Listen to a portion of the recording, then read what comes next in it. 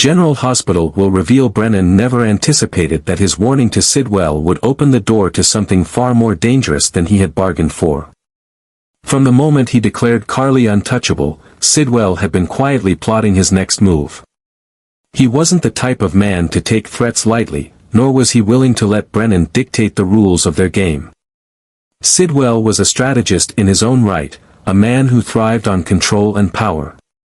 Being challenged in such a direct manner was not something he would let slide. And while Brennan prided himself on his ability to stay 3 steps ahead of his enemies, this time, he had made a crucial miscalculation. The evening had started off deceptively normal. Brennan and Carly met at a refined, dimly lit restaurant nestled in the heart of Port Charles. It was the kind of place where deals were made in hushed tones and where patrons valued discretion. The air between them was light, unexpectedly so, given the tensions of the past few days.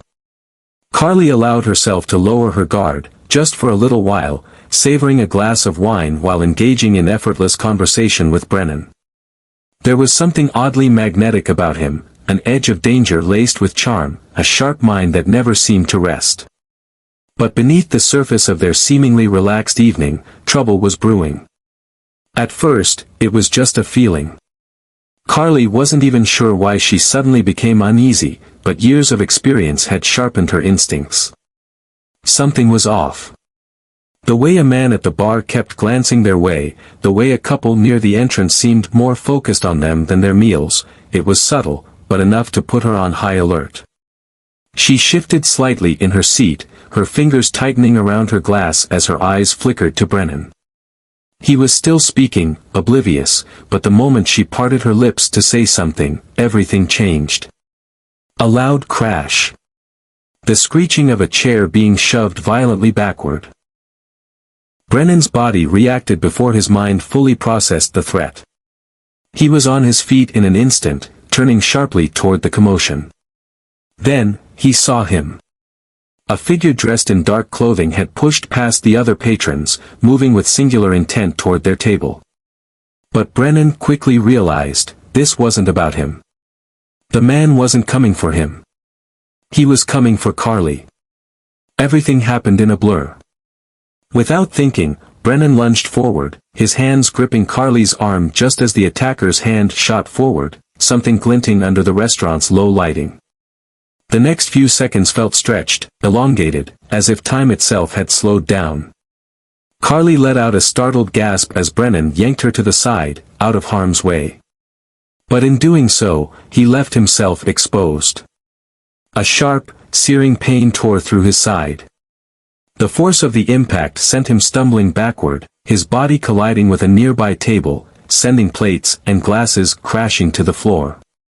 The pain was instant and excruciating, radiating outward from the wound like fire. Brennan's vision wavered as he pressed a hand to his side, feeling the unmistakable warmth of blood seeping through his fingers. Carly was screaming his name now, dropping to her knees beside him, but her voice sounded distant, muffled by the ringing in his ears. The restaurant had erupted into chaos. Patrons scrambled for cover, some fleeing through the front entrance while others ducked beneath tables. The attacker was already gone, vanishing into the night as quickly as he had appeared. But Brennan barely registered any of it. His breath came in shallow gasps, his muscles tensing against the unbearable agony pulsing through his body. Carly's hands were on him, pressing against the wound in a desperate attempt to stop the bleeding. "Stay with me," she pleaded, her voice raw with panic. Brennan forced his eyes to stay open, his gaze locking onto hers. There was fear in her eyes, genuine fear, and something else. Something he wasn't sure he had ever seen from her before. He wanted to tell her that it was going to be okay. That this wasn't the end. But the words never came. His strength was fading, his consciousness slipping. The last thing he saw before the darkness took over was Carly's tear-streaked face, her fingers gripping his shirt as if she could hold him together through sheer will alone. The piercing wail of the ambulance sirens shattered the eerie silence of the night, their urgent cries cutting through the chaos that had unfolded mere moments ago. Carly stood frozen, her breath coming in short, ragged gasps as she stared down at Brennan, lying motionless on the cold pavement.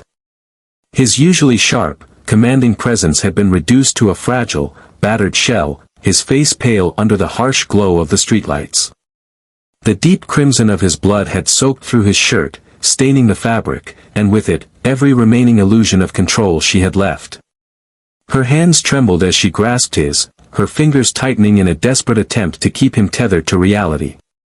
"Hold on," she whispered, barely able to hear her own voice over the pounding of her heart. "Please, just hold on."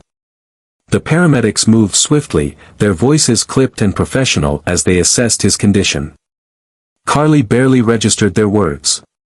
All she could see was Brennan's face, his features unnaturally still, his breaths shallow. A gut-wrenching fear took root inside her, stronger than anything she had expected. She had always known Brennan was a man who thrived on danger, who played with fire as if he were immune to the burn.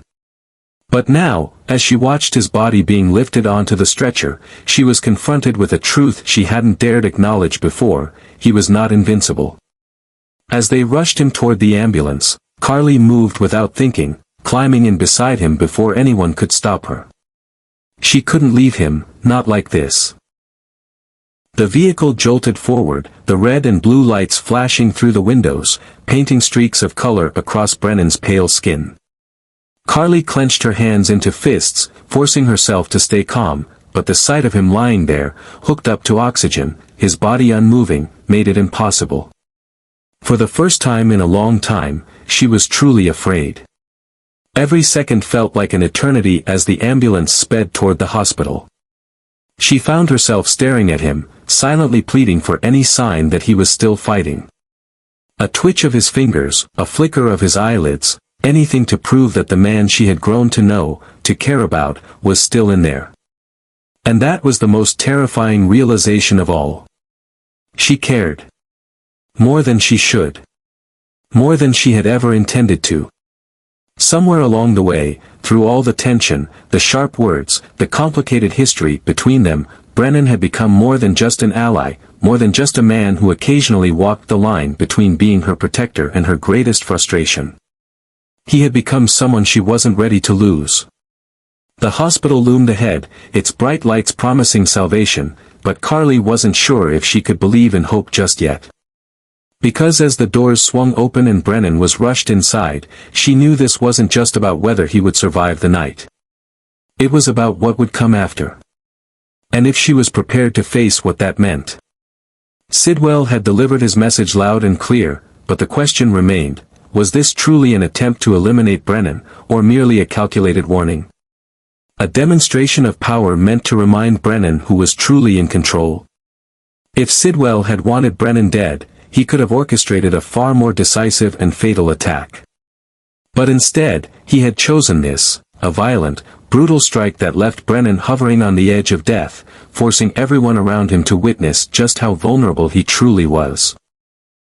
Inside the emergency room, doctors and nurses moved with urgent precision, their voices sharp as they worked to stabilize Brennan.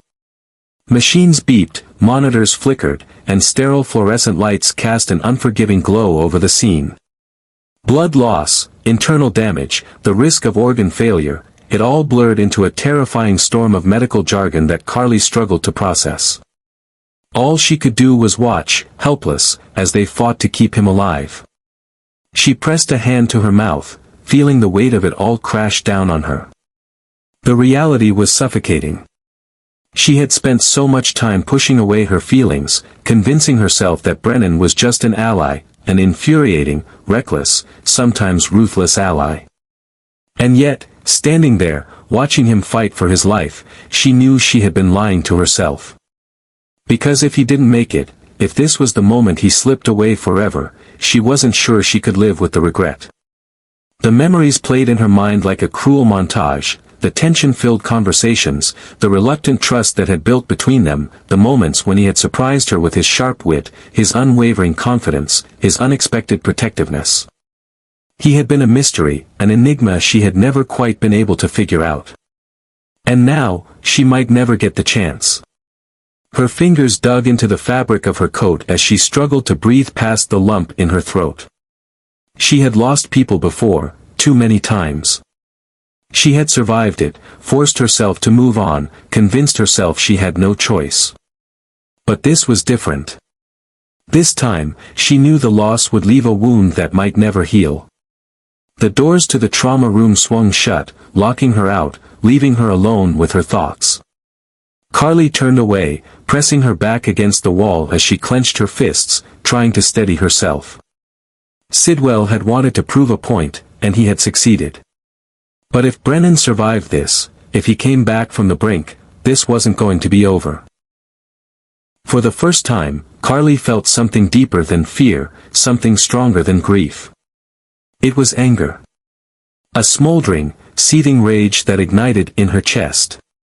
Sidwell thought he could control this game, that he could dictate the rules, that he could decide who lived and who died. But he had made a mistake. Because if Brennan made it through this night, he wouldn't just be fighting for his life, he would be fighting for revenge. And Carly would be right there beside him. However, if Brennan regained consciousness, the real question would be, would he take this as a lesson to step back, to retreat from the war he had inadvertently escalated, or would it only fuel his determination to take Sidwell down once and for all? The attack had been a statement, a ruthless display of dominance, but Brennan was not the type of man to cower in fear. If anything, being on the brink of death might only harden his resolve, pushing him further into a battle where the rules no longer applied.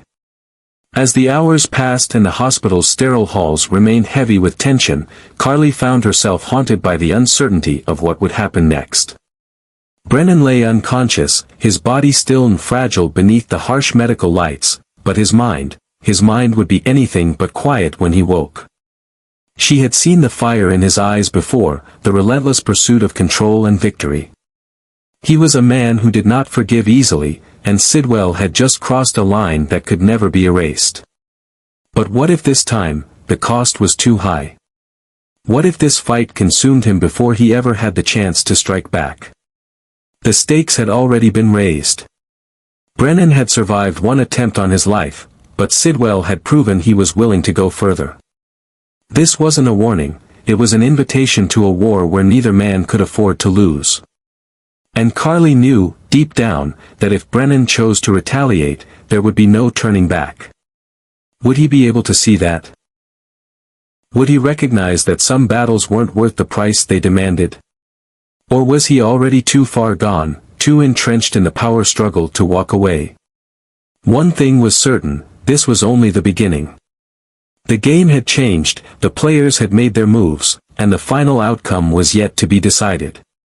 But whatever happened next, the cost of this war would be far greater than either of them could imagine. And in the end, it might not just be Brennan or Sidwell who paid the ultimate price. Stay tuned for the explosive chapters ahead, because the battle between Brennan and Sidwell is far from over. What happened at the restaurant was not just an attack, it was a declaration of war. Sidwell has made it clear that he's in control, and Brennan's near-fatal brush with death only cements how dangerous this game has become. But if Sidwell thinks that this will make Brennan back down, he's gravely mistaken. As Brennan fights for his life in the hospital, Carly is forced to confront the depth of her emotions. She can no longer deny how much she cares about him, how the thought of losing him had shaken her in ways she never anticipated. Watching him, pale and unconscious in a hospital bed, made her realize that she wasn't just worried about his survival, she was terrified of what it would mean if he was gone. But Carly isn't just someone who waits on the sidelines. She has never been the kind of woman to sit back and watch someone she cares about be taken down. If Sidwell wants to play dirty, then she's more than willing to step into the fight. Yet, Brennan remains an enigma. When he wakes up, bruised but alive, there's fire in his eyes, an unmistakable fury that tells Carly that this isn't over. But there's something else there, too. A hesitation. A weight that lingers just beneath the surface. He's hiding something. Even as he thanks her for staying by his side, even as he lets her believe that they're in this together, Carly knows there are secrets he's keeping. Secrets that could change everything. The truth about Brennan's past, the real reason Sidwell is after him, remains buried beneath layers of deception. Carly wants to believe she understands the stakes, but the reality is far more dangerous than she could have ever imagined. And when she finally uncovers what Brennan has been hiding, it might not just shake her trust in him, it could put her in even greater danger than she already is. Meanwhile, Sidwell isn't finished. If anything, Brennan's survival only fuels his rage. The attack wasn't meant to be a final blow, it was a warning. A taste of what's to come. And now that Brennan has refused to back down, Sidwell is ready to escalate. He doesn't just want to hurt Brennan, he wants to destroy him, piece by piece. And he knows exactly how to do it. Sidwell begins to strike where it hurts the most. He doesn't just rely on brute force, he plays a game of psychological warfare. Brennan might have survived this time, but what about the next? What about the people around him? Carly, his allies, anyone who dares to stand in his way. Sidwell has resources, power, and no conscience to hold him back. And he's about to make sure Brennan understands just how much control he truly has. As the war between them intensifies, Brennan finds himself walking an even more dangerous line. He has always been the kind of man who calculates every move, who stays one step ahead. But this time, the stakes are different. He's not just fighting for himself, he's fighting for Carly, for those caught in the crossfire, for a chance to end this once and for all. But how do you defeat an enemy who thrives on destruction? How do you fight back when every move you make puts the people you care about in even greater danger? For Carly, this is no longer just Brennan's fight.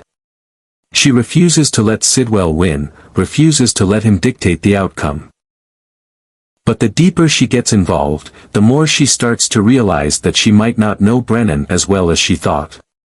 And when the truth finally comes out, about who Brennan really is, about the dark past he's been running from, Carly will be forced to question everything. Can she still stand by his side when she learns the truth? Or will Brennan's secrets destroy them both before Sidwell even gets the chance?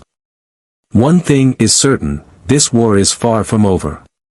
And before it's done, the cost will be higher than anyone could have imagined. Keep watching, because the most dangerous battle has yet to begin.